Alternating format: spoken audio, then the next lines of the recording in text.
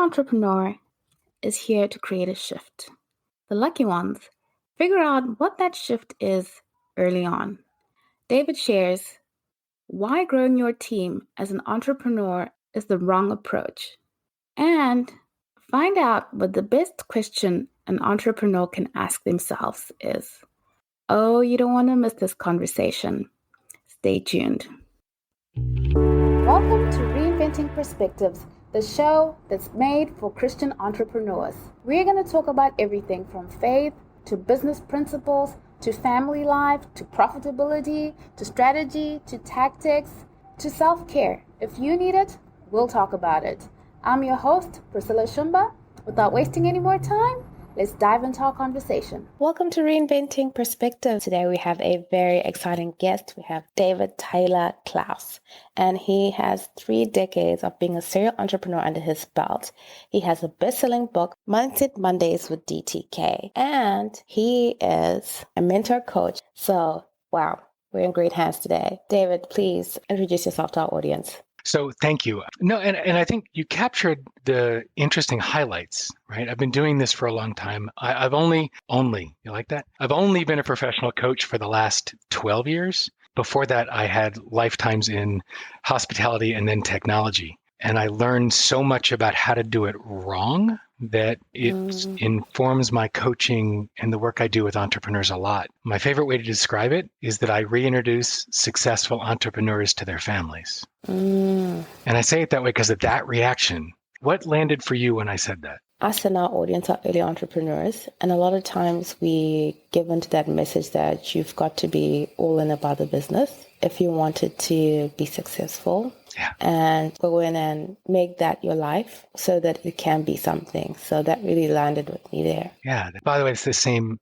unwritten rules that I had too, which was when I put everything into my business and I make it successful, then I'll have time for everything else that's important. Except that somewhere along the way, you realize that you're so over-calibrated towards your business, you've lost connection with everything that's important. And that can get really dark. You know, in 2005, that had me ready to jump off a bridge. And that's not what the whole idea of being an entrepreneur is about. The idea of leaving this place better than you found it. Essentially, every entrepreneur, I believe that every entrepreneur is here to create a shift. The lucky ones figure out what that shift is early. Some of the rest of us have to wait and beat our head against the wall and figure it out later. And I think that's because all of us inherently are here to leave this world better than we found it. And who better to make that happen than entrepreneurs? Absolutely. I love that you say we're here to make a shift. Okay, what do you mean by shift so that we're all on the same page? Mine was discovered in a really weird way. In the technology company my partner and I had years ago, we wanted to know, before we did this whole digital initiative for the company, we wanted to sit down and meet with the executive suite and understand where this digital stuff fit into the rest of the company. That way we didn't have somebody at the end, as we were opening up the website, somebody coming in and saying, wait, it's not blue, or it doesn't do this, or it doesn't have that. We got rid of the late stakeholder problem that's inherent in consulting. So in that room, I would ask them, why is your company special? I don't want your vision, mission, and values stuff that you have stuck on the wall that nobody can remember. I want to know why you're special. What are you here for? And I noticed that these usually middle-aged men couldn't answer. And if they did, I would get more than one answer. And if you've got a company where the leadership has different answers about why they're special, why they're here, what they're on this earth for as a company, that's a problem because you've got leadership going in different directions. Well, then I noticed, when you bring that lack of self-awareness to the company, it's flat culture, flat profit, flat growth. It's meh. But the problem is they didn't know why they were there. And when you bring that home, it's toxic to the family or your community or your faith-based community or your country. It's just soul-crushing. And that wasn't okay with me. And what I realized is that was the piece that wasn't okay. I wasn't here to create a shift around companies doing better stuff on the internet. Right? What moved me to my core was unearthing and unleashing the power of the heart. That's the real work. And that's the shift that I want to create. And I started noticing the people that were truly successful, not monetary, but fulfillment, making an impact. They knew what the shift was they were here to create. And that's become the common thread. We're all here to create some sort of a shift. Why else would we be conscious in the way that other animals aren't? We're made this way for a reason. Let's figure out what it is. Is shift the same as purpose? Am I understanding it correctly? Is shift kind of in line with purpose? It's absolutely in line with it, right? Shift is the outcome of your purpose. It's one of the ways in which you living your purpose shows up. You are shifting the world around you. You're creating something new or different. Now you got us really started here. I'm going to give the audience a little bit of a background because you are a mentor coach for one of the oldest and largest coaching schools. To have you on is just absolutely amazing because we know that we all know what we need to do. Somehow we know what we need to do, but for some reason we just don't do it. How do we rewire our mindset? I love the question because buried underneath that is why don't we do it? And our brains fight change. Like the actual neurochemistry and function of our brain fights change. The more we think the same thing or do the same thing, there are nerves that are connected to each other in our brain. And the more we have the same thought, the same belief, the fatter the axon, the long part of your neuron becomes, and the more it gets a layer of fat on it. And the more it's got that fat on it, the faster the electricity streams across that piece of the nerve. That means the more we hold that thought, the more likely we are to keep that thought and to think it again or to do that thing again. So to create a new habit, we have to do it enough for another neural pathway to fire and to fire enough so that it gets better conduction across it and the old one atrophies. And the problem is we have short attention spans. Humans are distractible, even without ADHD. It's, ooh, shiny. There's always something else. And so we don't give enough structure or time to learning to make it stick before our brain goes back to the old way. So it sounds like you have to fight a nature that you've created, kind of like a second nature that you've created. That's why it's so difficult to change. Wow. That's why it can be. It does. Our brains fight it a little bit. I don't want to trigger anybody who doesn't like math, but stay with me for a second. If you go back to the way we were taught math, there would be a test at the end of every week, except the first week. Because the first week you learn the first chapter. And the second week, you're using the concepts from the first chapter in new ways with new content to learn new stuff. And at the end of that second week, you were tested on the first week. So you learned it, unpacked it, applied it, and then got tested on it. And that would continue. So you actually were using what you were learning. So it wasn't just stick it in your brain and hope it stays. And the REWIRE framework, the 6-step framework that we built for the book was exactly that. My book is Mindset Mondays, 52 Ways to Rewire Your Thinking and Transform Your Life. The REWIRE, at the end of each of these chapters, they're all short, readily digestible, and immediately actionable content. And then 6 steps to walk you through how to then work with that content, take it out in your world, use it, and then revise it and use it some more. It's a structured approach to integrating and reinforcing new ways of thinking, being, and doing. So you don't just read it and then go on to the next thing. You read it, use it, and then go on to the next thing. That's the key. David, could you talk us through it? Because now Sure. you've intrigued our minds, and now we're like, okay, we need to know this. So REWIRE is an acronym. And first of all, for the folks listening, you can go to mindsetmondayswithdtk.com, and you can download the REWIRE framework to play with it on your own. I've got it built for you to download there in such a way that you can use it with any mindset or piece of learning that you're working on. So the steps are, the R is reflect, right? It's giving yourself time and space to sit still and reflect on what you're learning in that chapter or the learning that you're trying to embed, right? And then each chapter has a prompt that gives you an experiment. That's the E, an experiment to take out in your world and try applying it. And you're going to use that mindset or use that learning in real time in your world, right? And the next step is W, it's write. Now remember, it's rewire, not retire, because it's not typing, it's writing. Something's different in the way our brain processes information, the way we encode it or decode it. People can type as fast as they think. Very few people can write that fast.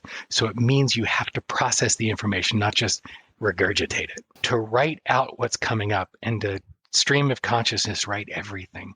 And then the investigate stage is you get to be the fascinated anthropologist and go back through what you've written and what you've captured and start unpacking what you learned and what surfaced for you. And there are prompts to help do that. Revise is you rework your experiment, you take it back out into the world and do it again. Like any good scientist, you got to play with it more than once. The E is where the rubber meets the road. Expand is where you take that learning and apply it to a different area of your life, work, personal, you name it.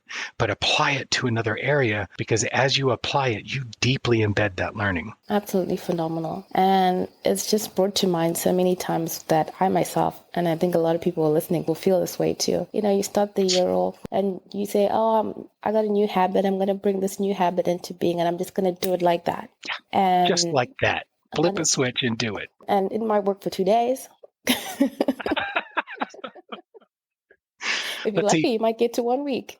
What is the gym memberships? They sell like mad in January, and by February, the gyms are empty. It's like once you give yourself the grace to get into the routine, get into a pattern, much better chance of it sticking.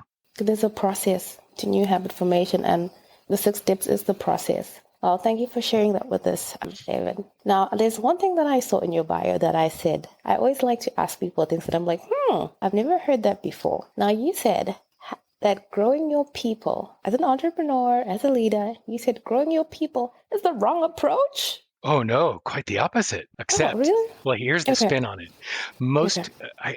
I did this too, and I see so many leaders who try to grow their people instead of growing themselves. And if you want to grow your company, grow your people. If you want to grow your people, grow yourself. It always starts here. Always, always. Now, the fix my people leaders are impossible to coach, right? So the culture of your team is based on how you're showing and expressing your values and how you're operating and being in the world.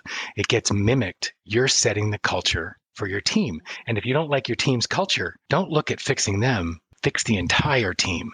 That includes you. The hardest people to coach are the fix my people leaders. Fix me, and that will fix my people, because I'm setting the example of what should be done. Absolutely. The best question you can ask as an entrepreneur as you start bringing on team is what part of actually forget it, even before you start bringing on team, the best question a leader and an entrepreneur can ask is, what part of the problem am I?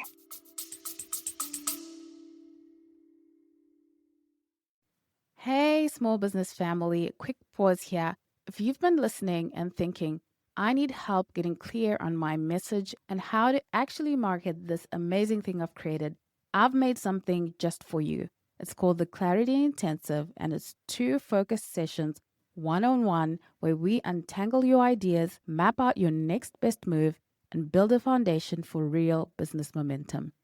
If you're done thinking what's the right thing to do, and you're ready for a customized strategy that fits you, this is for you.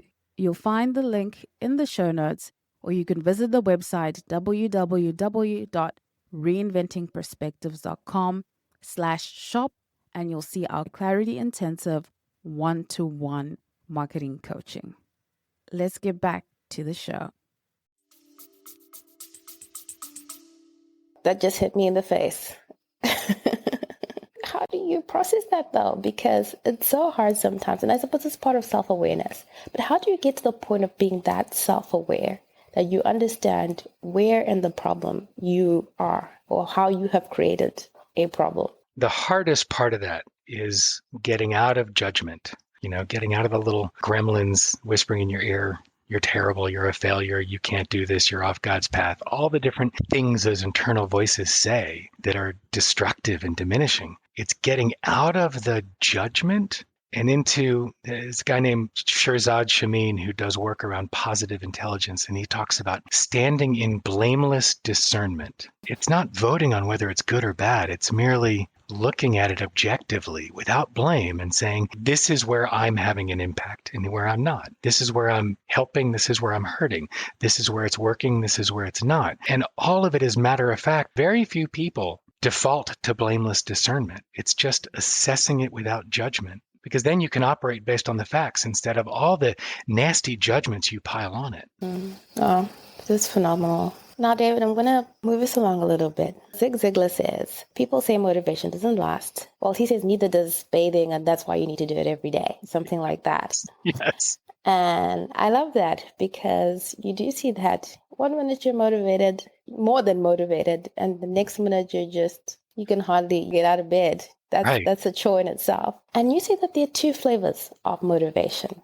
Tell us a little bit about that, David. Nice segue, because this sort of ties into the voting on things and judging. It's like there's a flavor of motivation that we all love and crave and value on its surface. That's inspiration. We all want to be inspired, and the feeling is phenomenal, and it's a lot of energy, and it's a great drive. I want to create that, or I want to change that, or this, I want more of that. And it's always a running towards, a pull, if you will. And I don't know anybody who doesn't agree that that's a great feeling and it's the ideal. The other flavor is irritation.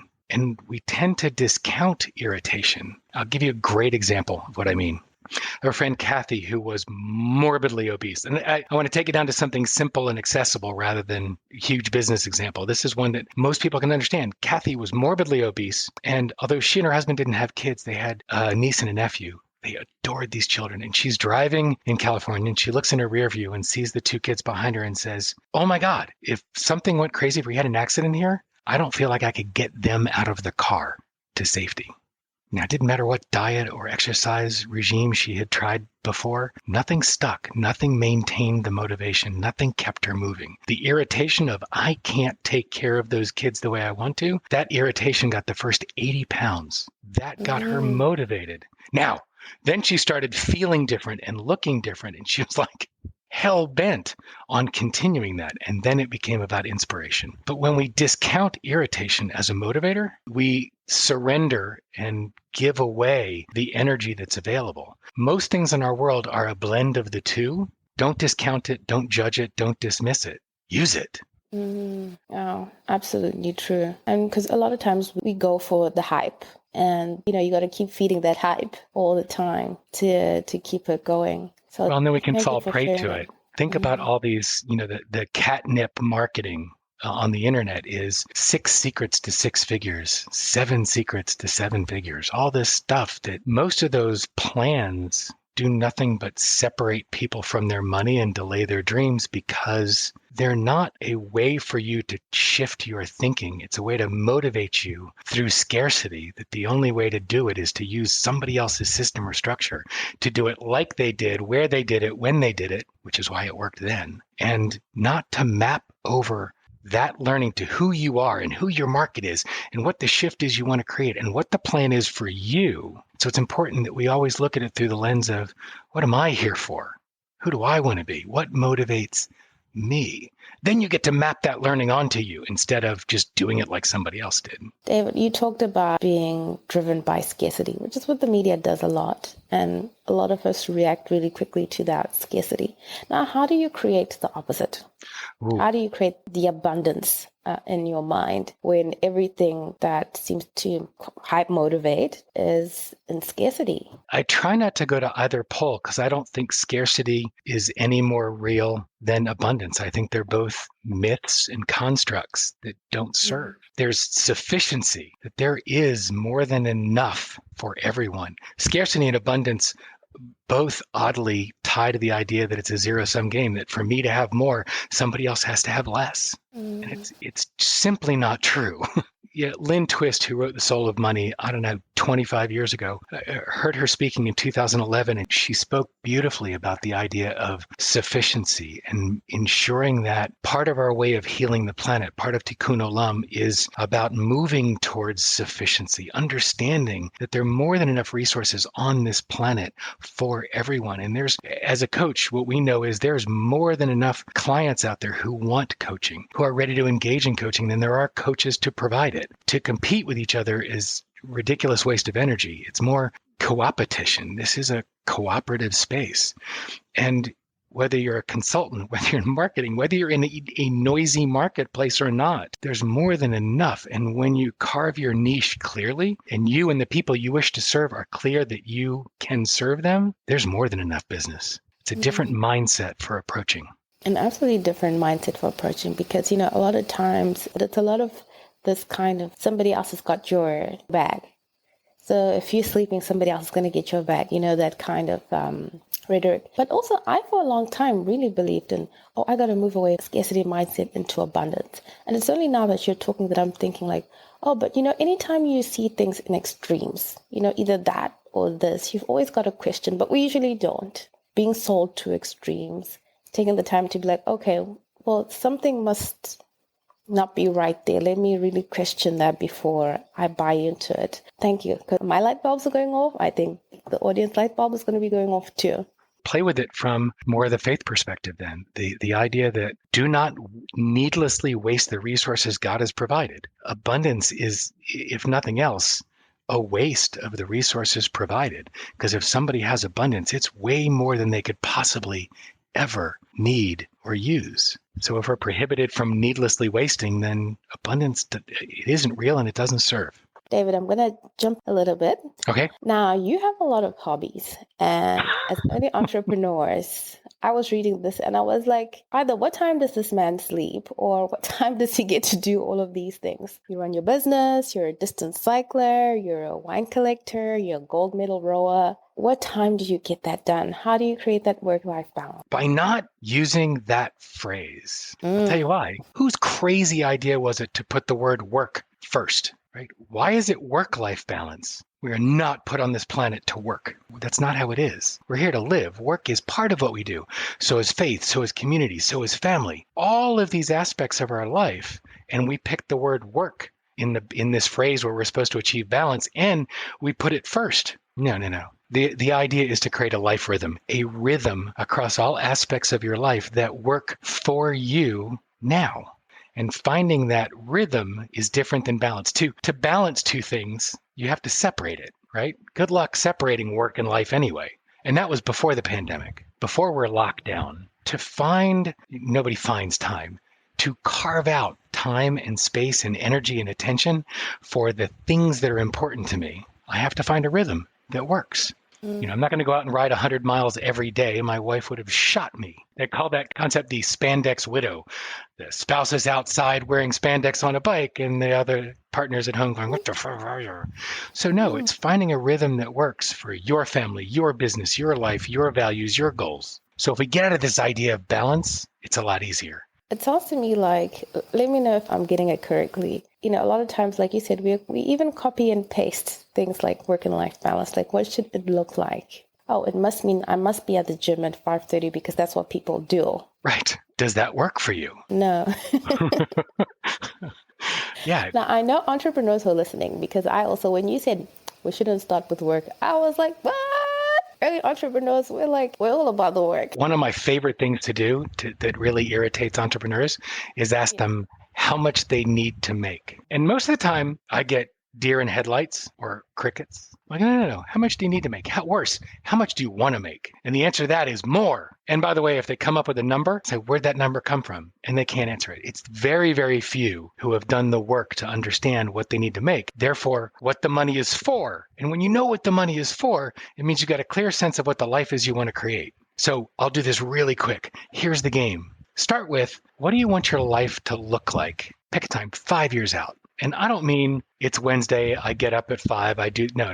I mean, what do you want it to look like? Where and with whom, and what are you doing with the emotional field? Paint a vivid picture of your life like you're writing a screenplay of what your life looks like. Then, the part that freaks out most people is sit down and look at what does it cost to live that life. Then you have an idea. Okay, well, if it's going to cost X to live that life, what kind of income do my holdings have to throw off so I could have this much money to live that life? Great. And if my company or my holdings have to throw out that kind of money, what do my business or businesses need to look like? What do my holdings need to look like?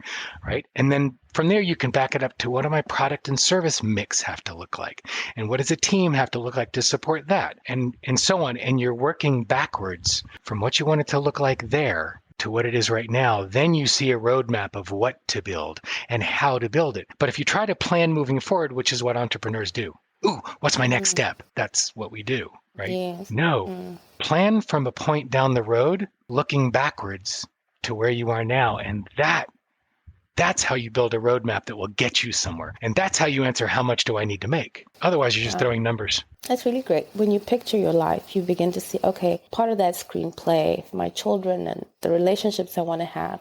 Then when you go backwards, you realize that what I'm doing is going to get me to that screenplay. It's more than just a business. If I want to have a great relationship, is what I'm doing right now going to help me to get to, and now I begin to see that you're absolutely right. I'm sorry, the entrepreneur in me was like, work, work, work, work, work. But I needed to say that because I know a lot of people listening and they're thinking it too. And that life does come first before work. Wow. No, no, Wow, no, wow, no, no. wow, wow, And wow. listen, don't think that I got it right all the way along the way. I launched a company with a 6-month-old baby at home, and my wife raised our children for the first 10 years alone. And by sheer act of will, she was patient enough to stay. And because she always knew the intention was there, it just took me 10 years to get my head in a place where it would work.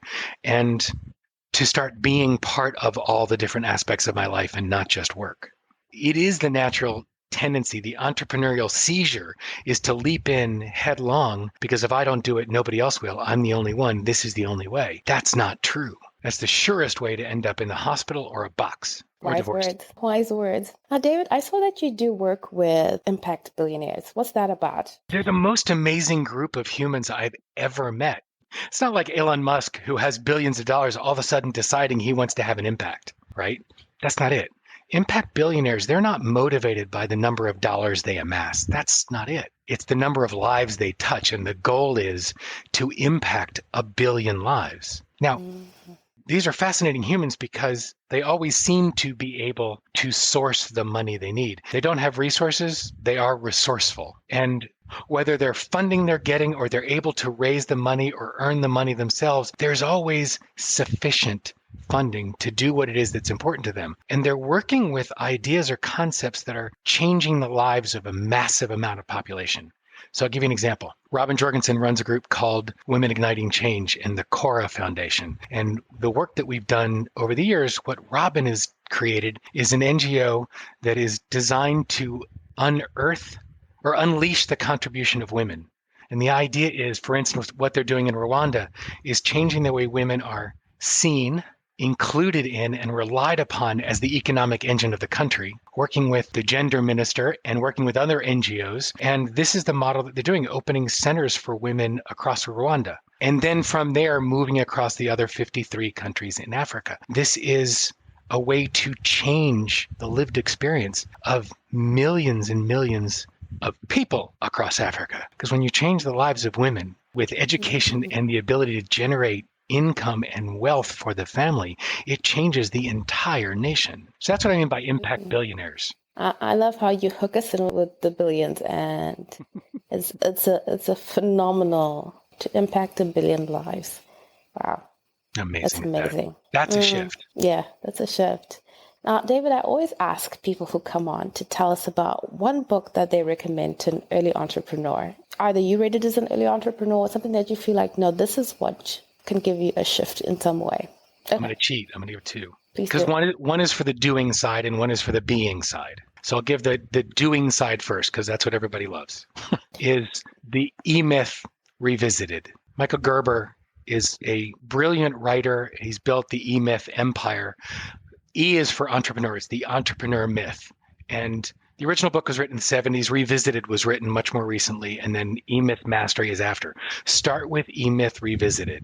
It teaches the entrepreneur to treat their business like it was a franchise, even if they never have any intention of franchising ever. Because it's teaching you to think in a way that allows you to build systems and structure and processes that allow you to be human running a business instead of a business running you. So it's required reading for any entrepreneur because we all have ways that we can do it better. Absolutely. And the other one is for the being side, because we spend so much time being human doings. We've got to put some attention into being a human being. And there's a book called The 4 Agreements by Don Miguel Ruiz, R-U-I-Z. It's an incredible book that allows you to change the way you engage with everyone around you. 4 simple agreements, 4 different rules for how to live, and a beautiful setup that helps you understand why we, through our education and acculturation, end up not living that way. And it's an invitation to come back. What I love most is it's a tiny book, not but about 120 pages. Buy it, read it again. I think it'll cost you $6, and it will change the way you engage. Thank you for that recommendation. David, I can't let you go without asking you to share about your best-selling book. Okay, Mindset Mondays with DTK, 52 Ways to Share Your Thinking and Transform your life? Because when we read it, we're going to have your voice playing in our minds. Well, to be fair, I didn't set out to write a book. I didn't. 3 years ago, I started a live broadcast every Monday morning, 10 o'clock Eastern. I do a 10 to 12 minute live broadcast, Facebook, YouTube, LinkedIn, and Clubhouse. And it's a conversation about mindset, leadership, and learning because they're inextricably linked. And I wanted to get better at speaking to any topic through the lens of my point of view. So I started this for me, for my learning. And people started showing up and people started coming back week after week. And I'm 3 years into this, and there's a community of folk who we've opened up for people who participate in the live broadcasts to communicate and share successes and challenges all throughout the week. So what I did was my learning and my theories and my understanding of mindset and leadership mixed with some neuroscience that you don't have to understand. It's laced into the book, and the learning from that community of participants in Mindset Mondays. And I created a book. Best way to use it is to read one chapter each week, follow the REWIRE prompts, and use it out in your world. And you'll start to see within several weeks, your world will transform. Because when you change your lens, the lens through which you see the world, you change the way you experience it. So truly, change your lens, change your life. I wrote the book I needed to read 30 years ago, and 25 years ago, and 20 years ago. I wrote the book I needed to have read. Now, our last question, David, before we let you go, we always ask, what has faith meant to you along your journey? A frame for the way I choose to be in the world. Basic principles of Judaism hold that we treat people well always and in all ways, and that we leave the world better than we found it, period. That's our responsibility. That's our job here. And there are lots of different rules broken out about how to do all that. But those for me are the two basic formative concepts. It's the foundation of all three of the Abrahamic religions. It is the core of Judeo-Christian belief structure that we treat people well always and in all ways, and we leave this place better than we found it. When I'm being conscious, that shapes the way I engage with the world. When I find myself off track, it's because I've gone unconscious and out of connection with what's important. So if I had to put a frame around it, that's how faith has shaped my professional life. Thank you. It's been an amazing conversation, David. Thank you for being with us and taking the time. Please go to mindsetmondays.dtk.com and make sure you download the REWIRE framework and apply it to your life and begin to see things through a different lens. Thank you, David. If you got any value out of today's episode, please do leave a review and let us know what kind of guests you'd like us to bring on and what exactly it is that you'd like to know. Also, connect with us on Instagram at Reinventing Perspectives. Visit our website, www.reinventingperspectives.com, where you can grab a free preview of our latest book, The Christian Entrepreneur's Toolkit. Thank you so much for listening in. We absolutely value your time and we value your input. Have a great day.